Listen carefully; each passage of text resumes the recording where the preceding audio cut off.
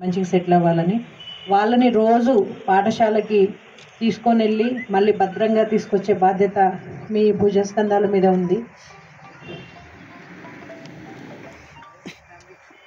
కూడా మేము లోకల్లో డాక్టర్స్ని కన్సల్ట్ అయ్యి మీ అందరికీ కూడా కంటి పరీక్షలు ఏర్పాటు చేయడం జరిగింది ఇక్కడే. సో 1 by 1 ఎస్పెషల్లీ ఫస్ట్ 50+ వాళ్ళందరూ కూడా చేయించుకోండి, ఇమ్మీడియట్గా చేయించుకోవాలి. ఎందుకంటే మనకు సరిగ్గా కనబడకపోయినా మసగ్గా కనబడినా కూడా యాక్సిడెంట్స్ అయ్యే ప్రమాదం ఉంటుంది. చాలాసార్లు అలాంటి సందర్భాలు కూడా ఎదురైనాయి. ఆ బస్సులో ఉండే పిల్లలు వేరే వాళ్ళ పిల్లలు కాదు, మన పిల్లలు కూడా రోజు స్కూల్కి వెళ్ళి వస్తాం. సిగరెట్ కావచ్చు, గుట్కా కావచ్చు, ఇంకా తాగుడు కావచ్చు, ఆ అలవాట్ల వల్ల కూడా పిల్లల భద్రతకు ప్రమాదం ఏర్పడుతుంది.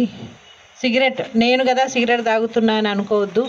నువ్వు ఒక సిగరెట్ తాగితే దాంట్లో పావుది పక్కనున్న బాబు ఉండకపోవచ్చు, కానీ నీ పాప బాబు రోడ్డు మీద నడుచుకుని వెళ్ళేటప్పుడు ఎవరైనా తాగినా ఆ పొగ పీల్చినా వాళ్ళకే ఎఫెక్ట్ అవుతుంది.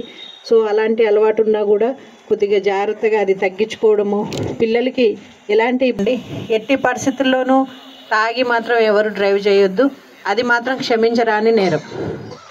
అప్పుడప్పుడు ర్యాండమ్గా కూడా మీ అందరికీ డ్రంక్ అండ్ డ్రైవ్ టెస్టులు ప్లాన్ చేయబడతాయి ఇప్పటి నుంచి. కాబట్టి ఈ దురలవాట్లు ఏవైతే ఉన్నాయో అవన్నీ మానుకోండి. షుగర్ ఉంటే కూడా కళ్ళు తిరిగినట్లయితుంది, హై షుగర్ అవ్వడం కానీ బీపీ కానీ. అప్పుడప్పుడు గవర్నమెంట్ హాస్పిటల్లో కూడా అవైలబుల్ ఉంటాయి ఇవి. మీకు టైం దొరికినప్పుడు, మీకు డౌట్ ఉన్నప్పుడు చేయించుకుంటే మీ ఆరోగ్యం కూడా మీరు పరిరక్షించుకున్నట్లు అవుతారు.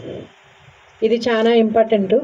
Next licences. నాకు తెలిసి మరి అందరూ లైసెన్సెస్తోనే ఉన్నారని అనుకుంటున్నాను. ఈ భద్రతా నియమాలు ఏవైతే ట్రాఫిక్ నియమాలు ఉన్నాయో వాళ్ళు ముందుకు వెళ్ళాలి అని అనుకుంటారు, కానీ స్కూల్ బస్ వస్తుంది చిన్నపిల్లలతోటి అనే ఆలోచన ఇంకా జనంలో రాలేదు. కాబట్టి మీరే ముందు జాగ్రత్త పాటించాల్సి ఉంటుంది. ఎక్కడైనా కరువు రోడ్స్ అన్నా ఏదైనా